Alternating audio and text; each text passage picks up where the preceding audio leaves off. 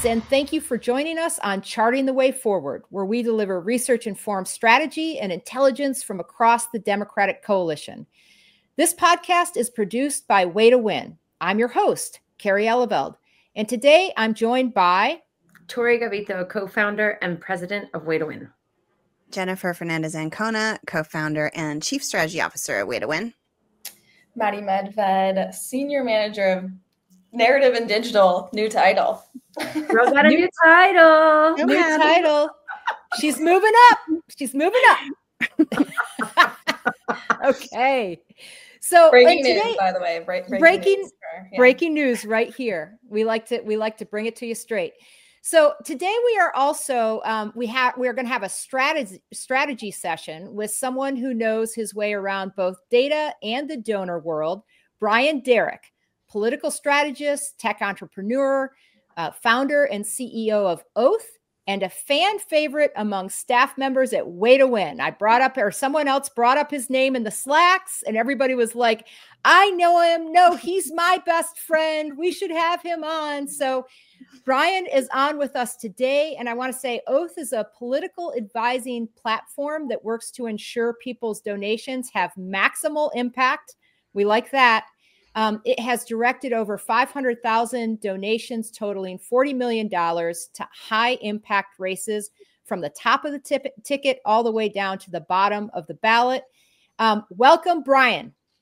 Thank you so much for having me. Wow, we're giving a whole new meaning to friend of the pod. I love Way to Win. I'm a big fan of the work that you all do, and I'm super excited to jump into our conversation today. All right, that's great. I tell you what, Brian, why don't you give our listeners a sense of about your background and what Oath aims to do in the Democratic donor space? I come to this work from campaign world as a former campaign manager, finance director, consultant, worked on races at the national level down to hyper local city council and similar.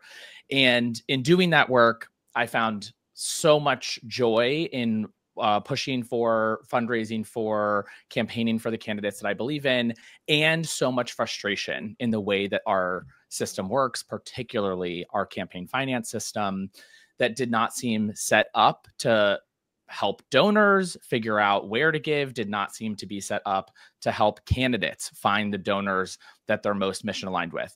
And so in 2022, I launched Oath with my co-founder with the intent of helping Democratic donors at every giving capacity find the most strategic way to allocate the money that they had available to put towards the issues that they really care about. And we built a very simple model, you could call it an algorithm, that would make different recommendations to different people based on whether they wanted to focus on their home state or reproductive rights versus climate change versus some other really pressing issue of the day, and always be updated to reflect where those dollars were going to go the furthest towards advancing that goal. And so launched it in 2022, mainly using social media. Like, we don't buy people's data or run tons of ads. We've really relied on the enthusiasm of our users and the base to spread the word. And so far, as you said, yeah, we've directed over $40 million to mostly down ballot races. And it's been transformational in many, many of those campaigns. So super excited about the team and direction. That's fantastic. Okay, so related to that, my first question is going to just be, piggyback off that. Small dollar donations and the huge advantage they've given Democratic candidates has been a hallmark of the Trump era. And yet we've got a lot of problems still, not least of which is the fact that Democratic donors squander millions of dollars every cycle on candidates in safe seats, or conversely, candidates that have really no chance of winning. Perhaps the best example of the latter was Kentucky's Amy McGrath, the former Marine fighter pilot who challenged Senator Mitch McConnell in 2020. She raised tens of millions of dollars and lost by nearly 20 points. Does anyone care to guess how much money she actually raised? I think it was like 50 million. Oh, Brian. Higher? It's higher. Like closer to 100? It's close to 100. What I 90? Unless It was 94 million, unless Brian has better numbers than I do. That's exactly right. Okay. Wow. And in the same cycle, we also sent over 100 million to Jamie Harrison, Right. approaching 120 million. It's wild. Okay. So here I'm glad we've got the right guy on, because he knew the number. We didn't prime him with it. He just knew what it was. Totally. So just think about that, though. $94 million invested in a race where, you know, our candidate lost by 20 points. So, I mean, I know people despise Mitch McConnell. I get it. But where else could that have been spent is the question. So, Brian, how can we do a better job of elevating the candidates who really have a shot, and make sure everyone from small dollar donors on up maximizes the impact of their giving? That's the $1 million question. It was the Amy McGrath and Jamie Harrison examples that actually convinced me and my co-founder to launch Oath. We were so disturbed by the amount of money that really was set on fire in those races. And when I ran the numbers, I realized that it feels like such a big problem to solve, but you don't have to solve it for everyone in order to make a meaningful difference. If we had reallocated just 8% of that total that we sent to just those two races, we could have closed the fundraising gap in every single state legislative race in competitive chambers that cycle. And so I was like, oh, we don't have to fix 80% or 100% of this issue. We can fix 8% and make a huge difference. And so that's literally why we created Oath. By our estimation, we waste anywhere from $350 to $500 million per cycle in races where dollars would be better spent somewhere else. In the 2024 cycle, for example, more than 67% of donations to Democratic Senate candidates went to a race that was ultimately decided by more than 5%.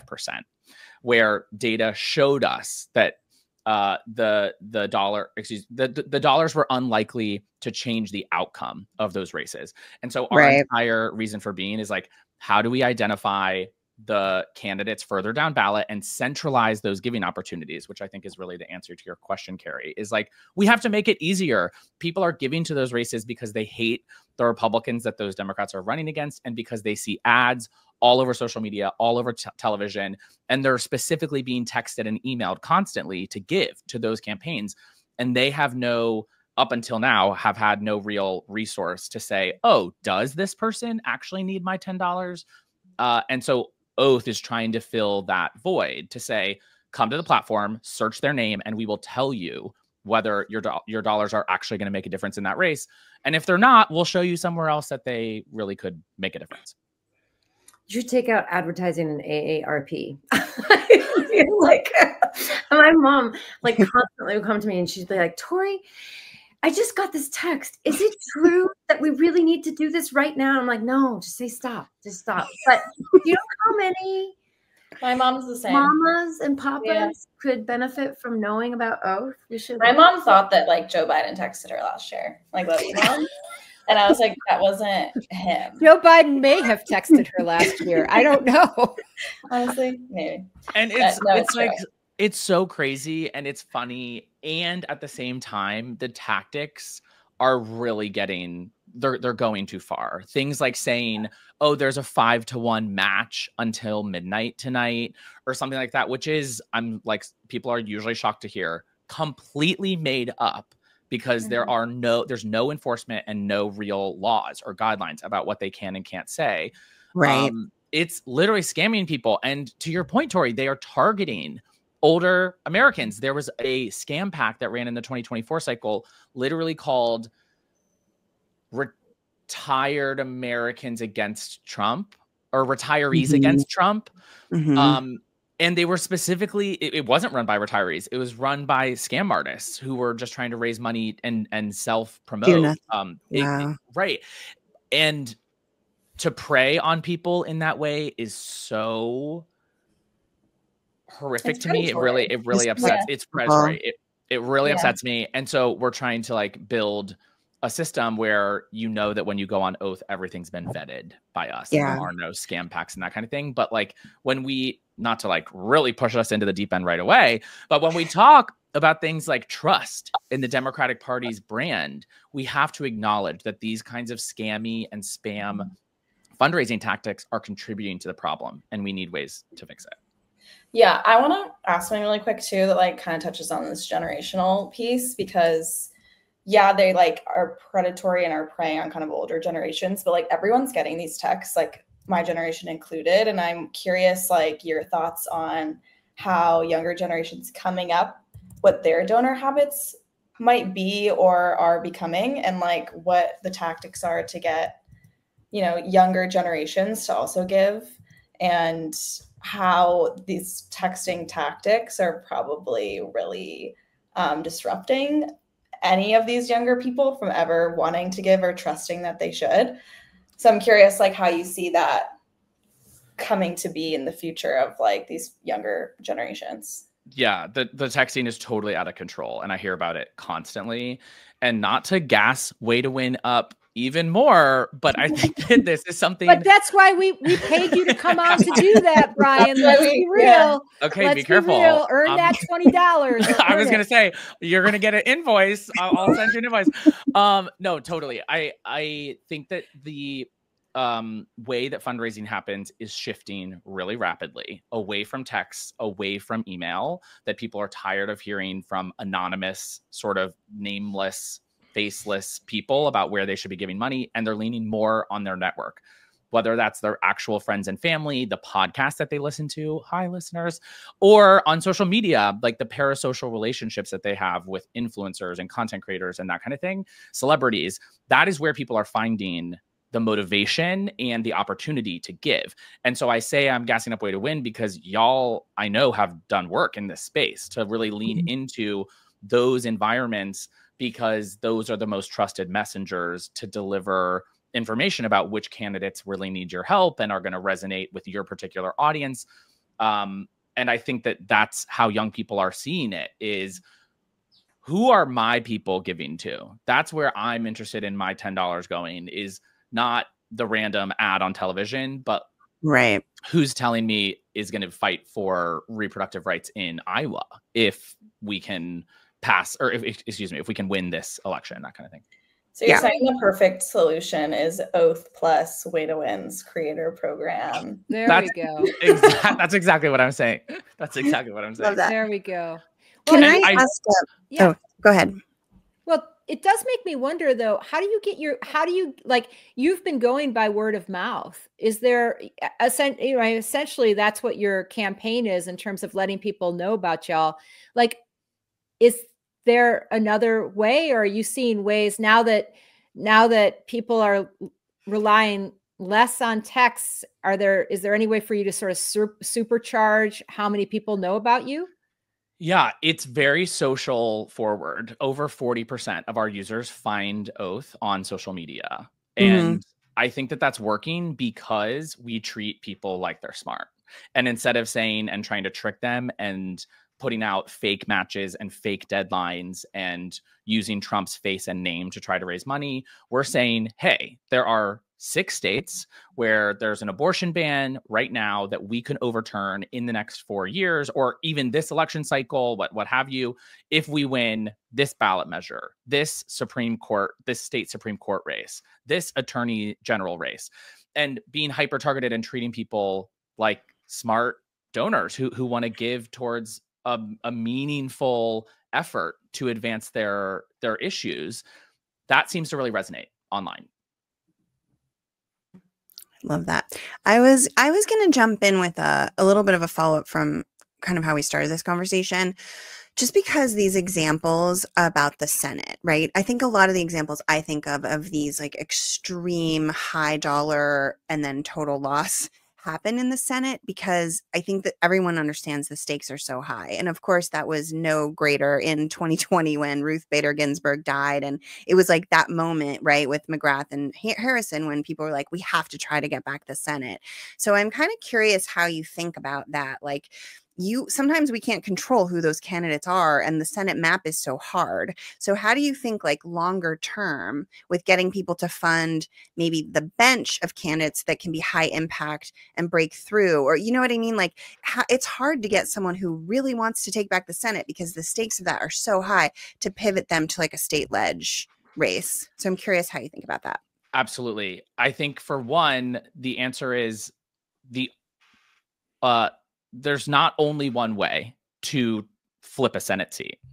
There are other races that you can invest in while turning out voters that could be determinative in that Senate race. We know that upwards of 75% of the money that goes to any of these high profile Senate races goes directly to paid media, mostly television. Right. And I mean, you all do this research, you know that that's one of the least cost effective ways to spend money to drive additional votes. And so we are making the case that people can give towards lower ballot, down ballot races in those same states that are, those dollars are going to be put towards people actually knocking on doors, towards hiring a volunteer coordinator, towards hiring staff that simply don't exist at the state ledge level, oftentimes until right before the election.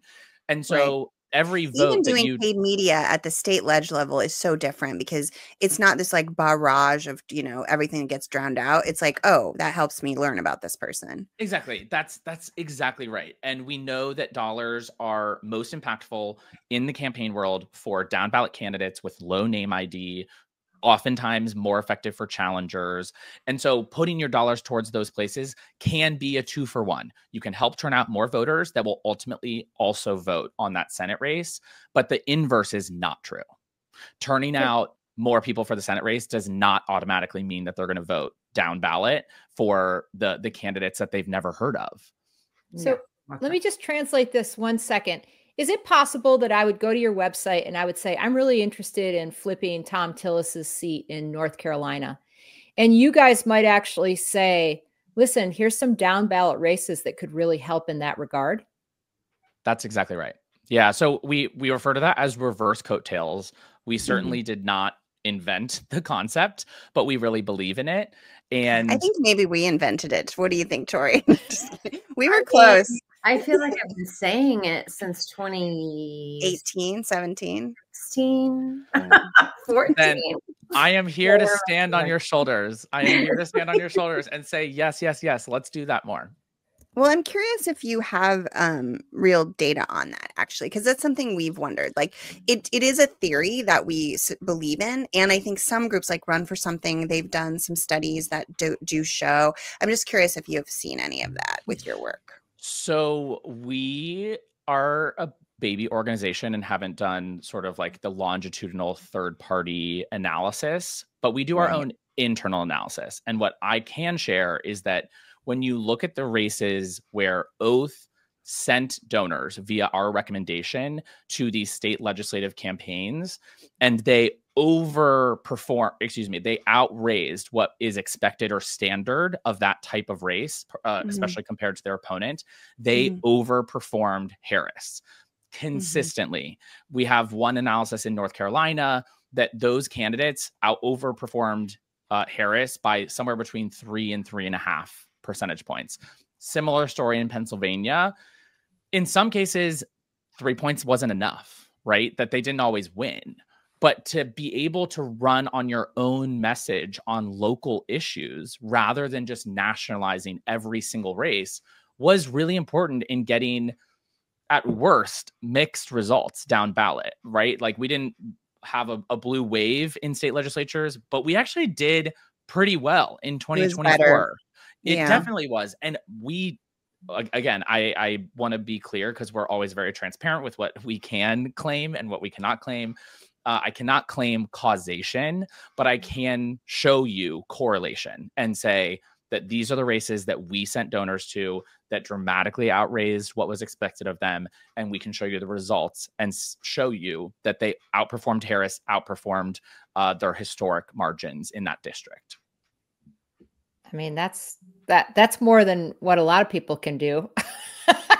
A lot of people can be like, well, I know we placed a, $20 million ad buy, but I can't tell you what we got for it. So, I tell you what, I'm going to go just a slightly, well, let me ask one more weedy question. One more. What do you guys have a percentage or a number of points within, margin that makes it seem like you think this is a gettable race?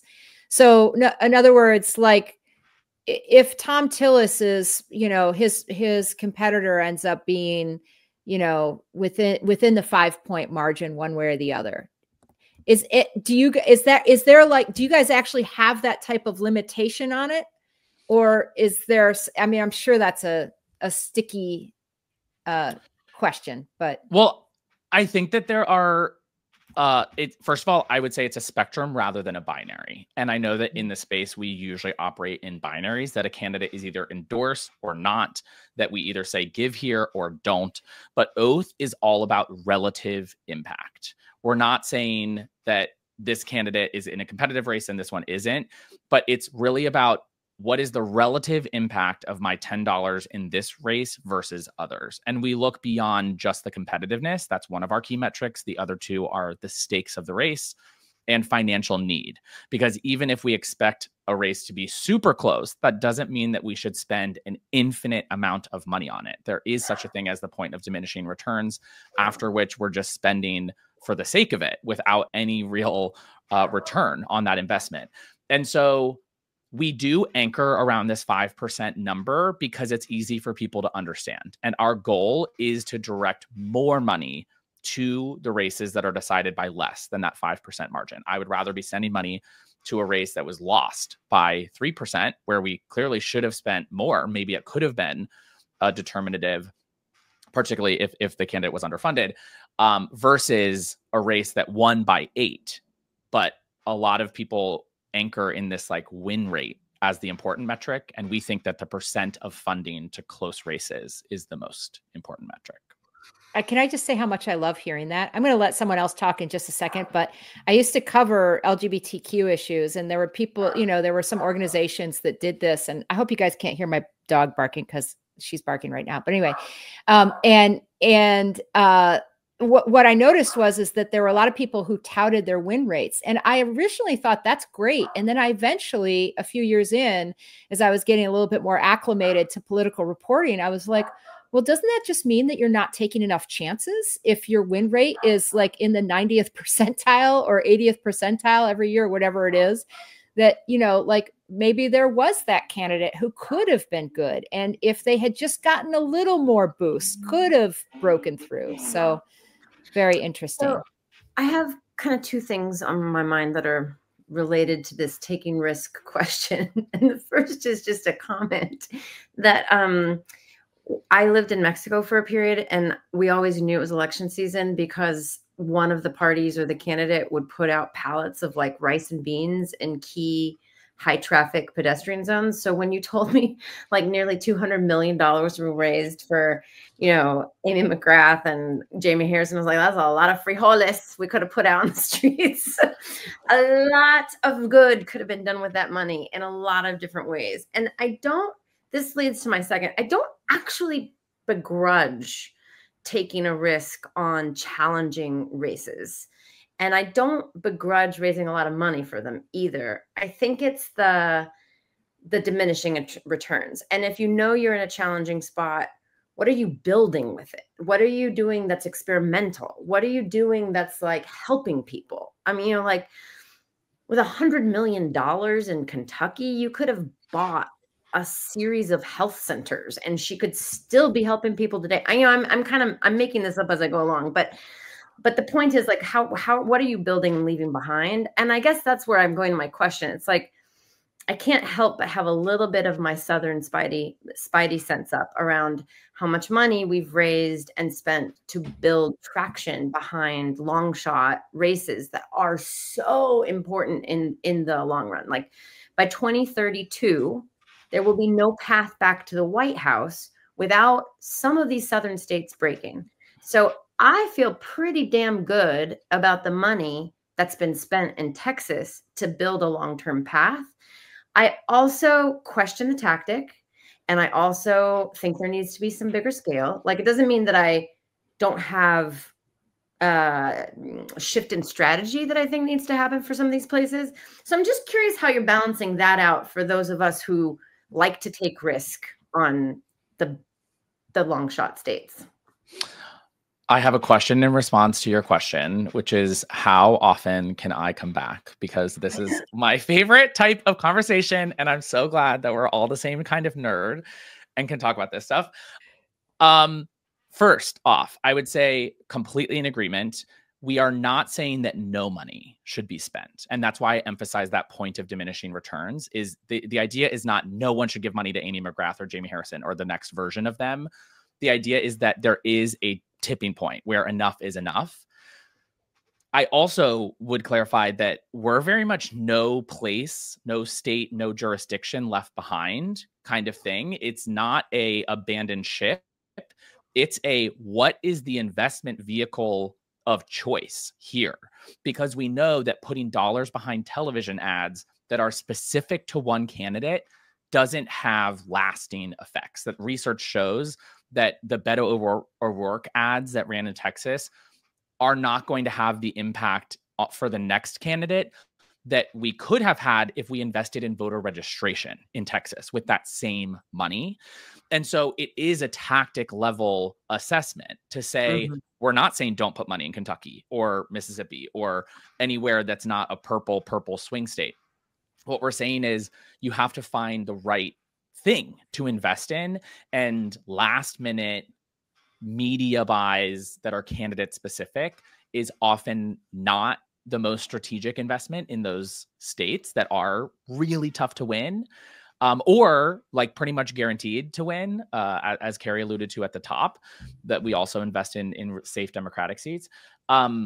But there are other ways to invest in those places. And I know that you all do that work and know that as well. But that's what gets me really excited is how do we convert the $10 or $100 donor who gave to a long shot Senate race in September before the election into an off year $10 a month or $100 a month donor into an organization that's going to make North Carolina more competitive or bring Ohio back into the fold for Senate or what have you. Longer term projects that I think tells a story that there is smart investment everywhere, but it looks different.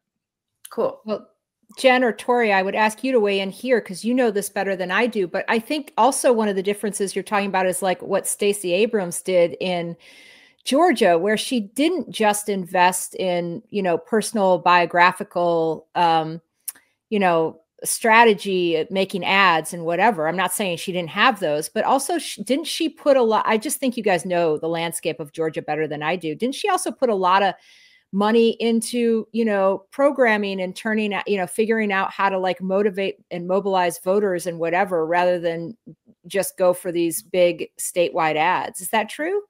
I mean, yeah, she did a ton of investment in the early stages of building Georgia around voter registration. And to Brian's point about you have to reshape these electorates. You're not going to persuade your way to victory with the current electorate. You have to persuade a new coalition to leave the couch.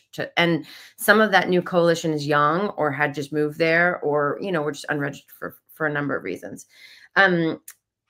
And I would say like there was enough resource. Talk about where there's diminishing returns. Like there was enough resource in Georgia in 2021 in the runoffs that you could, that they could, the like royal. And they did. And they did knock every single door of every Black household.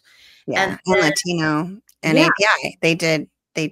Every door. They were able to hit every pocket, literally, in going precinct by precinct. And that same level of resource was not there for Stacey's 22 rematch when she was running for governor.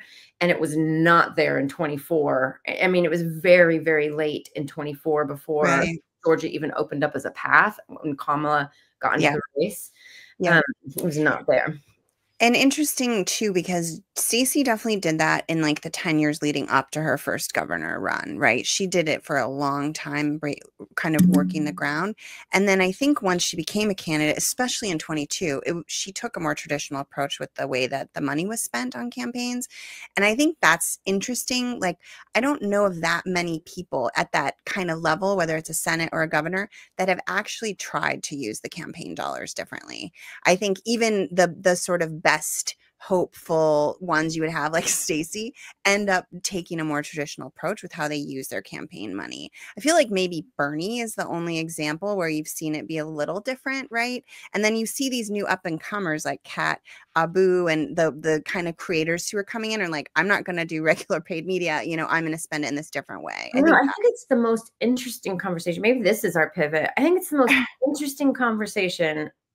The interesting part of the conversation between Ezra Klein and David Shore in their piece in the post-election analysis was the line that went something like, I think it was Shore saying, Donald Trump took one of the most inefficient paths to winning the White House we've seen. And what he meant by that was the nuance of media market, like showing up at Madison Square Garden, going to, you know, like going to random places that are not battleground places, knowing that media and culture moves beyond what traditional Democrats think of in terms of like media markets. And so there's still an element of like, yeah, I agree with, this is related to the Georgia question, because I remember hearing arguments in 24 too, where people are like, if you want to have a Black voter strategy in Michigan, start funding creators in Atlanta. And people were like, what? Like, that didn't make any sense because they're still used to these like state divisions on marketplaces. And it's insanity to me. And I also agree that like, I do think, look, Stacey Abrams is my hero into this world of Southern strategists. And I do think I agree with Jen that when she was running for governor in 22, there was something stuck in her way she was reintroducing herself to the electorate. And it was bio ads. And like people just weren't hearing it. And so like we do have to think about the persuasion game differently. Once you get them registered, guess what, folks? You got to persuade them to turn out for you again and again. So like it doesn't end at registration. Yeah, oh my gosh, I have so many thoughts. I feel like what Donald Trump understood was that he could reach people everywhere by being everywhere. That showing up in New York isn't necessarily about New Yorkers at all. It was about the tens of millions of dollars of free earned media that created, and then the millions upon millions of impressions from the event itself. And so having a more layered approach rather than I'm going to raise up a big stockpile of cash and then I'm going to spend it all on like even like connected TV, like streaming services, targeted ads is not sufficient when we all know that politics is downstream of culture and our culture is being shaped online. And I know that also relates to a lot of the work that you all do, but it requires an evolution in how we think about resourcing a campaign and setting the stage, seeding victory years in advance. Because I think that's one of the most important things that you both just said is that Stacey Abrams' run was 10 years in the making, not 2. And so where's the run 10 years from now that we should be working on today? And how do we get the funding and the resources, the talent, the people in place to start that work? I wondered if Maddie could just talk just a second about how there's a big sort of central spot in Atlanta of where a lot of these creators are. Because she's mentioned that before, and that was totally news to me. And Tori just touched on it. The idea of having a Black strategy in Michigan by investing in creators in Atlanta. So Maddie, can you just spend a second on that? Yeah, I think it just feeds into this like we swim in these days with how people consume media. Like, it's just not geo-targeted in the same way. And even ads, like, nobody's paying attention to ads even on their connected TV.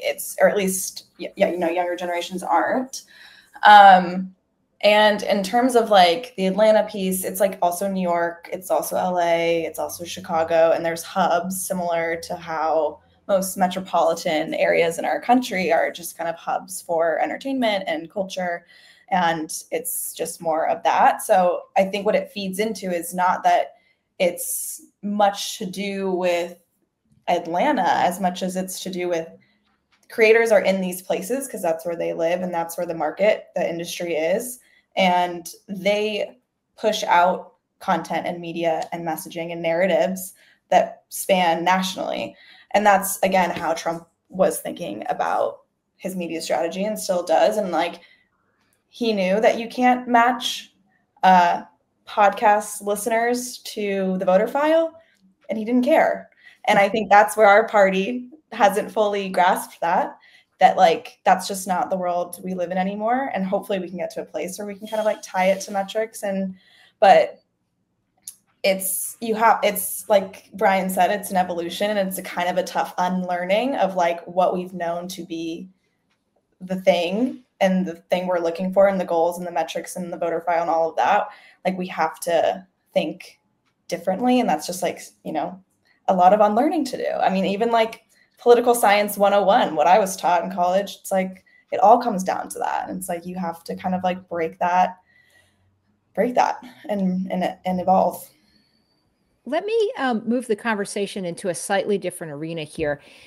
Republicans are currently trying to dismantle Act Blue, the platform that likely almost all of our listeners have used at some point to donate to a Democratic candidate. How concerned are you, Brian, about that effort? And do we have a backup plan if the Trump administration succeeds in kneecapping that platform? Very concerned. And I think that we all should be outraged that Trump would, maybe not surprised, but still outraged that Trump would go after Democratic infrastructure in such a brazen, partisan, mob-like power grab, in the same way that he's tried to bully institutions, in the same way that he's abused his power to attack law firms that have been on the other side of his cases. And I think that this is another example of the lengths to which he continues to stoop, using the power of the presidency to basically for retribution. And he knows that Act Blue is mission critical infrastructure for candidates on the Democratic side of the aisle all over the country, up and down ballot. And they're using false pretenses to try to shut it down. And we're seeing the same thing from Republicans in Congress. Most of their sort of accusations are unfounded. Accusations regarding foreign contributions that were impermissible, or straw donor schemes and that kind of thing. But the only data they've ever shown has been Act Blue's own enforcement mechanisms for preventing that kind of behavior. So it is really concerning. To your question, we should be thinking about redundancy in the ecosystem to ensure that candidates who rely on that technology are not knocked out of their race, even temporarily taken offline, because Pam Bondi, who's now responsible for Act Blue's investigation, I'm using air quotes, has decided that she wants to freeze their accounts or something, or Kash Patel at the FBI. And so what we have done in response is add every single federal candidate to oath and make it easier than ever for donors to find and give to those races. We will continue, I should start and say that, like, we will continue to support Act Blue and do everything that we can to defend them. We want Act Blue to succeed. Oath is not trying to replace Act Blue. We are complementary platforms, but we have to make sure that there's continuity of services, that they cannot turn off the donor tap because grassroots donations are Democratic's superpower. If you look at the race for 2026 in the Senate in particular, which we were talking about, so far 44% of the donations to Democratic candidates for Senate have come from grassroots donors. On the Republican side, it is 5%. They are terrified of our grassroots donor base, and this is just their way of trying to shut that down. I don't think that they will be successful, and I know that even if they try it with Act Blue, there are other platforms, and we will make sure that donors can always continue to give.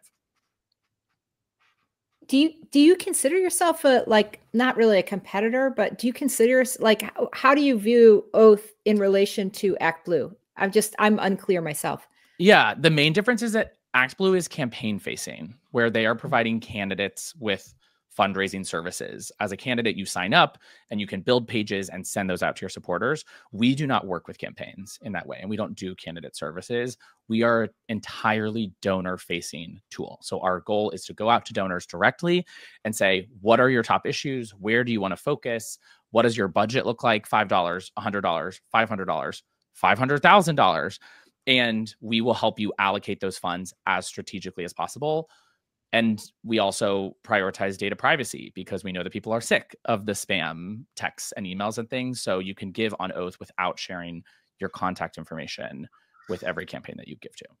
I'm going to zoom up a little bit, and I'm like really debating how spicy I want to get right now. But it seemed like post-cycle, there were like plenty of postmortems coming from friends or friendlies that would call themselves Democrats that were also sort of attacking Act Blue because of the grassroots power. I'm curious if you have a spicy take on the friendly fire. Ooh, we love spicy. Yeah, I think that get out the habanero, get it out. Why? Why do you think they're coming after Act Blue a little bit? Like some Democrats. Right.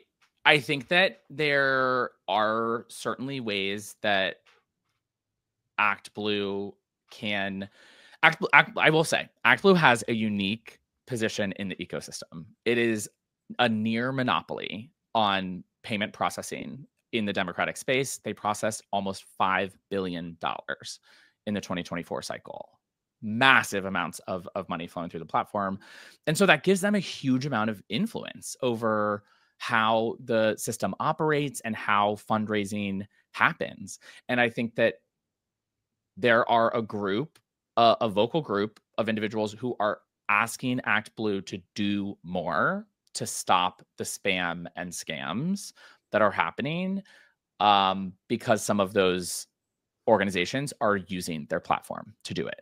And to your point, there was like an open letter that was shared, and I do think that there's more that they can do. None of that relates to Trump's investigation, and all of that is like a total partisan hit job, and those are separate things. But we should always be pushing our ecosystem to be better, to treat our donors and voters and our staff and all of these things better. And so I support that. But yeah, like I said, we want Act Blue to succeed. We want them to do what they do really well. And thinking about what our priority is around donor trust, we think that there are lots of ways that we can partner with them and others in the ecosystem to build more sustainable donor engagement that doesn't rely on extremist, alarmist messaging, but is a little more honest. For sure. I do want to help you draw that fine line too about friendly fire to make things better versus attacks. There is a long history of going after the funders of the civil rights movement or the funders for, name sort of the cause of the time, and right-wing leaders would go after the donors specifically to those movements, going after the pillars of support. I mean, there's a reason why labor has less resources than it had for politics in the past. There's a reason why trial attorneys were gone after. Trial attorneys used to be big funders of democratic causes too, for consumer rights. So like This is just one more iteration of that kind of attack.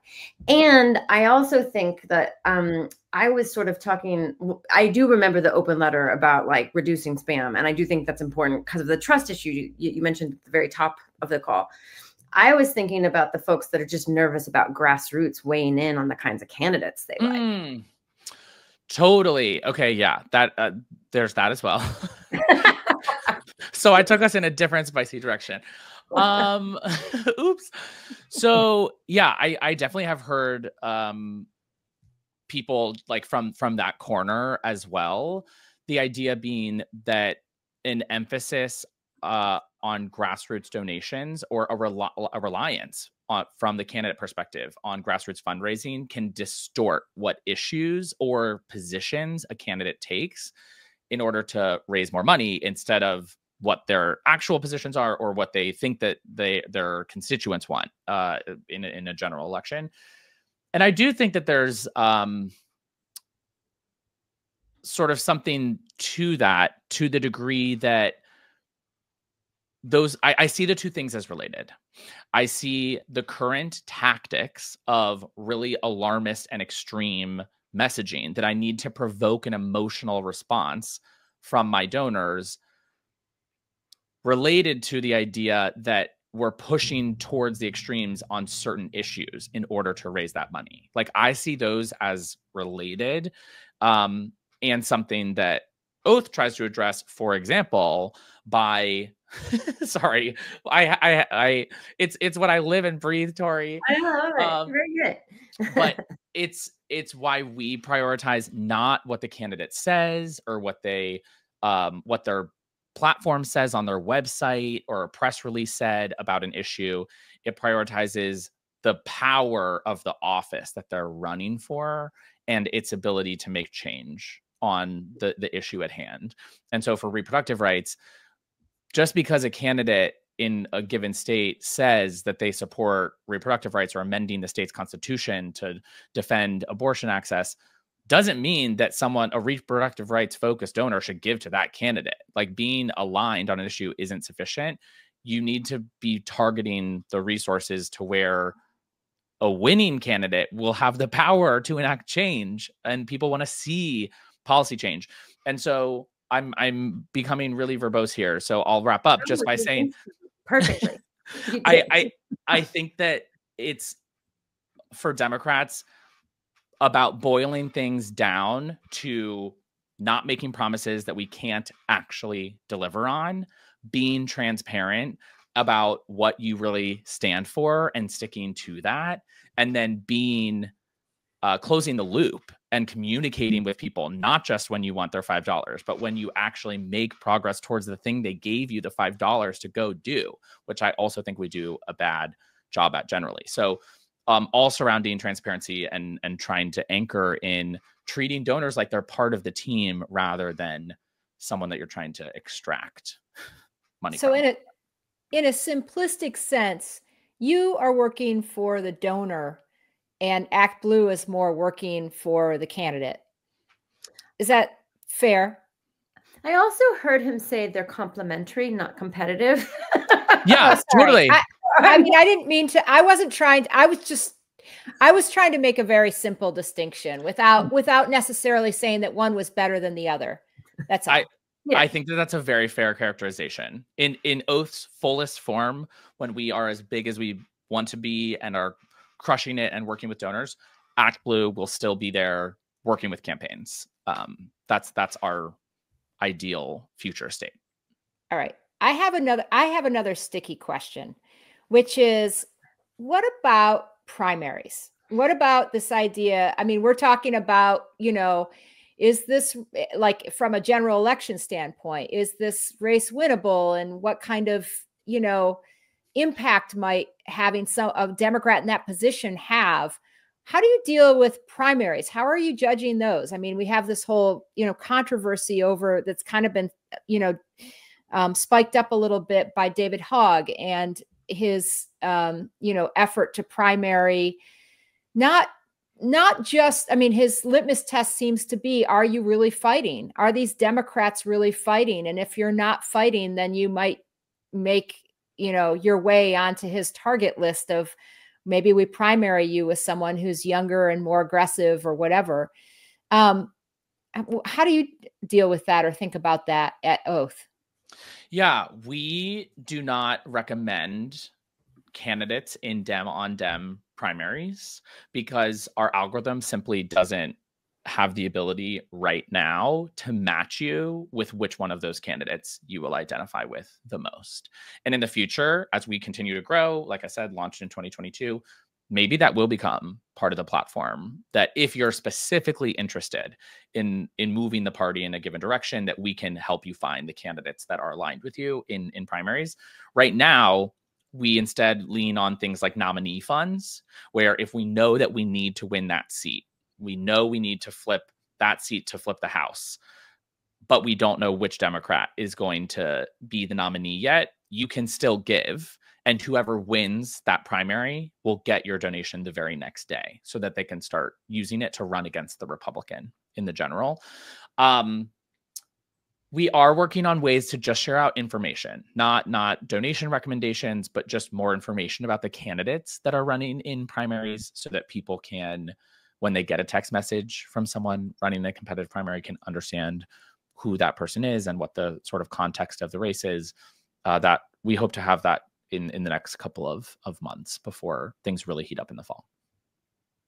Okay, unless someone has a burning question, I was thinking about moving to the bonus question that we're trying to end all of our interviews with, that I only sporadically sprinkle in, much to the chagrin of Dan, who's like, let's make sure to ask that question. Anyway, did anybody else want a final crack at Brian here? Because we'll definitely be having him back. I have Brian back. There's so much more to discuss. Okay. All right. So we're just asking people about 3 pieces of media, podcasts, TV shows, whatever, that you're digging into these days that have your attention, that you don't even have to recommend them. It's not super, it's chill. It's like I love this. You don't have to give us War and Peace as your answer. No, totally. Secret Lives of Mormon Wives, right? Right, exactly. Because I've been binging that. Yeah. No, if we are going TV, I'm going Survivor, number 1, but that's not political. Well, I guess it is kind of political, but it's different. Very political. Different kind of political. I love Survivor. Good choice. Yeah, I'm Survivor obsessed. My whole family is. We put money on it every season. I am currently winning the Way to Win Survivor pool by a lot. Wait, I love that. Okay, we have to Aaron, I can see you on Survivor. Honestly, they're not ready for me. They haven't had a walk on in a long time, so I'm ready to go. The other ones, I always will plug Axios. Their newsletter is my favorite piece of like news to consume. So that's just like always my go-to recommendation. And then I think more from like an editorial perspective, I love the Emily in Your Phone Substack. I don't know if any of y'all are readers there. Love Emily. And then I did just get the Abundance book, but I haven't read it yet. So I listened to it last weekend. I went through it as quick as I listened to Britney Spears' memoir. It goes really fast. Okay. All right. That's fair. It's about the same level of thinness, I would say. Okay, are we gonna have an even spicier sequel episode about the Abundance? It sure sounds like it. We're gearing up for some the Abundance. I finished reading about why we should think more like Houstonians about building. I got a news update that Houston is sinking the fastest. So maybe think that a little bit through. Yeah. Yeah. Okay, we're going to end on a high note. Oh, sorry. Go ahead. Give us a high note, Brian. Oh, wait, we did just win. Didn't we just win election? I'm trying to think of the headlines that Nebraska. I've seen today. Nebraska. Oh yeah, it was the Omaha, the Omaha election. The mayor. Yes. Yeah, that's the one you're talking about, I think. Yeah, that's been a yeah. high note. High That note was for great. sure. All That was a right. I good one. loved it. I will say I loved it because it was a great example of like, tell a story, make an argument, you know, don't just shrink when you get these attacks on whatever it is, trans issues, etc. I think they did a really good job just calling it as it is, calling it out, staying focused on what they wanted to do. I think it's a good example. It's similar to actually Warnock and Ossoff 2021, which is also a great example of kind of like using that what we know works, which is like actually be on offense and call out the bullshit that they try to throw at you because voters don't like it. So that was what I liked about it. Be on offense. We keep going back to that. It never gets old. It's something Dan Pfeiffer, we gave him 3 words to get to give for his summation of 2024 coming out of it. And it was lesson, be on offense. So anyways, it's that, I mean, it just feels like with the Democratic Party, you can't repeat it enough. There we go. All right. So we'll leave it there. I want to thank Brian Derrick, who we are clearly having back at some point. We're going to have a special Survivor episode. Jen's going to tell us her algorithm for figuring out who wins. And this is something you listen to I always do the pod and I find out new things every time. And I did not know that Jen was the like serial winner of the Survivor pool or whatever we have going. Amazing. Yeah.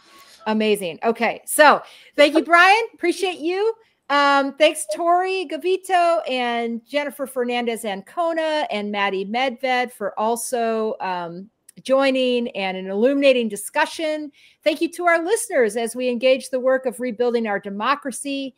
If you appreciate us as much as we appreciate you, please go to Charting the Way Forward, wherever you get your podcasts, rate and review us. And you can also go to our Substack, same name, follow us. In fact, we have new information on there since we last recorded, which is a bunch of information about the 2024 skippers, the Biden 2020 voters who skipped 2024. We have a bunch of new information on our Substack about them, both focus groups and data analysis of voter files. So please go and check that out. And you can always follow us on Blue Sky, where we are social media home. So where we release a lot of things and have witty banter, very little of which I'm responsible for. I'm not going to say who generates that material, but it's not usually me. Sometimes it's me. If it's dry and boring, it's me. If it's witty, it's not me. All right. So anyway, with that, we will see you next Thursday. Until then, do good, be well, hug your loved ones, and tell your dog I say hi.